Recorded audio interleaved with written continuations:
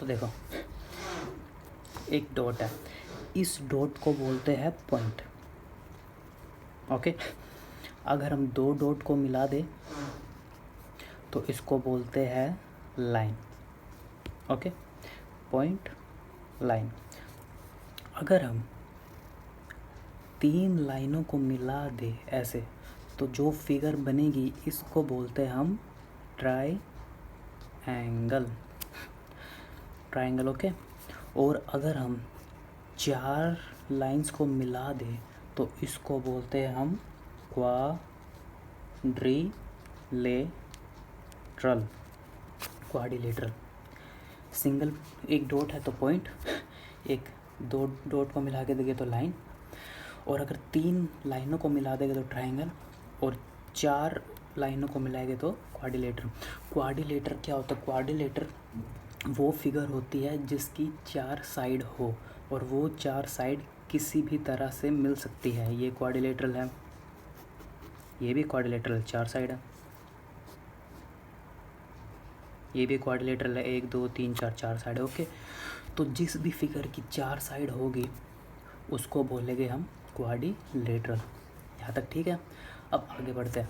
Quadrilateral में आगे बहुत सारे हमने इनको फर्दर डिवाइड कर रखा है। तो सबसे पहले आता है हमारे पास पैरेललोग्राम। पैरेललोग्राम। अब पैरेललोग्राम क्या होता है? पैरेललोग्राम एक क्वाड्रिलेटर जिसकी चार साइड है, जिसकी अपोजिट साइड, ये इसके अपोजिट साइड है, इसके अपोजिट साइड ये, और इसकी अपोजिट साइड ये है, जिसकी अपोजिट साइड एक दूसरे के इक्वल और पैरेलल होती है। ओके, तो A B is equal to D C और A D equal to B C. इसको थोड़ा और अच्छे से समझते हैं। अगर ए बी 6 सेंटीमीटर है और ये फिगर पैरेललोग्राम है, तो इसके अपोजिट साइड डी सी भी 6 सेंटीमीटर होगी। अगर ए डी 3 सेंटीमीटर है तो इसके अपोजिट साइड बी सी भी 3 सेंटीमीटर होगी। समझ गए? पैरेललोग्राम में अपोजिट साइड इक्वल और पैरेलल होती है, इसको बोलते हैं पैरेललोग्राम। ओके, अभी तो बस ये समझ लो कि पैरेलल होती है। पैरेलल होती क्या है वो मैं आपको आगे समझाऊंगा। तो ये होती है पैरेललोग्राम, और एक होता है इसके अंदर डायगोनल। देखो डायगोनल क्या होता है? जैसे हमने पहले पढ़ा था, डायगोनल क्या होता है? एक कोने से दूसरे कोने को मिला दे तो ये जो लाइन आती है इसको बोलते हैं डायगोनल। ठीक है? तो पैरेललोग्राम में कितने डायगोनल हो सकते हैं? एक और दो डायगोनल। ठीक है? तो पैरेललोग्राम के जो डायगोनल होते हैं वो एक दूसरे को बाइसेक्ट करते हैं। बाइसेक्ट मतलब इक्वल पार्ट में डिवाइड करते हैं। मतलब ये और ये इक्वल पार्ट, और ये इक्वल पार्ट। इसको और अच्छे से समझते हैं। सपोज ये एक पैरेललोग्राम है। ओके, ए जब भी कोई फिगर बनाओ तो उसकी जो नेमिंग होती है वो हमेशा एंटी क्लॉकवाइज इस दिशा में चलती है। Okay, A B C D. अगर क्वेश्चन में दे रखी है फिगर तो अच्छी बात है। अगर नहीं दे रखी, अगर आपको खुद से फिगर बनानी है तो हमेशा ऐसे बनाओगे A B C D. Okay, suppose ये एक पैरेललोग्राम है। पैरेललोग्राम की प्रॉपर्टीज़ क्या होती है? ये साइड इसके इक्वल अपोजिट साइड, और ये साइड इसके इक्वल। ओके, अगर ये 6 सेंटीमीटर है तो ये भी 6 सेंटीमीटर होगी। ये 3 सेंटीमीटर है तो ये भी 3 सेंटीमीटर होगी। अब हमने प्रॉपर्टी पढ़ी थी कि diagonal bisect each other.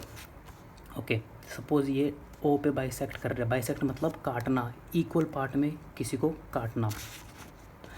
Suppose ये जो डायगोनल है ए सी, पूरा का पूरा ए सी 10 सेंटीमीटर है। मतलब ए से लेके सी तक जो है ए सी 10 सेंटीमीटर है। तो ए हो कितना होगा? ए ओ। अब हमें पता है कि पैरेललोग्राम के जो डायगोनल होते हैं वो एक दूसरे को बाइसेक्ट करते हैं। बाइसेक्ट मतलब आधे में डिवाइड करते हैं।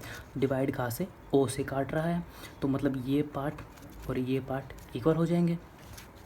ए ओ इक्वल टू ओ सी। क्लियर? अब ए सी पूरा 10 सेंटीमीटर है ए ओ ए सी का क्या है आधा, तो ए ओ कितना आ जाएगा ए सी का आधा 10/2 5 सेंटीमीटर। तो ए ओ कितना आ जाएगा 5 सेंटीमीटर और ओ सी भी कितना आ जाएगा 5 सेंटीमीटर। टोटल 10 सेंटीमीटर था, ए ओ 5 और ओ सी 5। ओके सपोज़, और हाँ अगर देखो इस डायगोनल को दो भाग में बांटा, तो ये डायगोनल भी इस डायगोनल को दो भाग में बांटेगा। देखो जैसे ये एक पैरेललोग्राम है, हमने अभी ये वाला डायगोनल लिया था, सपोज़ ये वाला डायगोनल ले लेते हैं, इसको ले लेते हैं D B, diagonal D B. Suppose diagonal D B है हमारे पास 6 सेंटीमीटर, 6 सेंटीमीटर है पूरा। तो ए सी ने इसको दो भागों में डिवाइड किया, तो ओ डी और ओ बी कितना आ जाएगा, ओ डी और ओ बी कितना आ जाएगा 6 का आधा 3 सेंटीमीटर। समझ गए? दोबारा से बार देख लेते हैं।